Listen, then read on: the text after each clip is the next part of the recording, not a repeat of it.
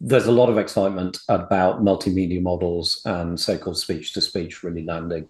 So, kind of the story of the last 6 months or so in voice AI is, kind of September when Ultravox hit first, Yeah. Fixed AI, Justin Bertie's company as it was then.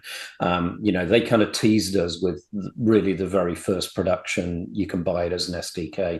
speech-to-speech model. A kind of OpenAI having announced the same thing back in, whenever it was, May, June, and Yeah. and embedded in advanced voice, but not really giving anyone an API to use it. Yeah. And then, of course, hot on the heels of that, October, OpenAI dropped, and then Google dropped with Gemini. And the implications of that are quite big because it means that we can start building quite natural voice agents that understand intonation in speech rather than this whole pipeline thing of Yeah. transcribing it. And I'm going to bore everyone with an explanation of why it's really different, but that's insanely exciting. Yeah.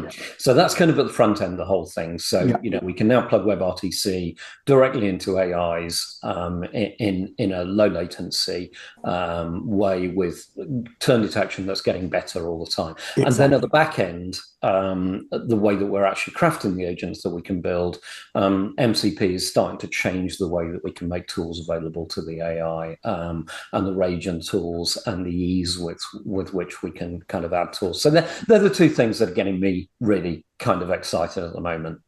Cool. But there's a whole convergence of things going on around the side that is the whole story of AI and the way it's going to change the kind of the world we live in.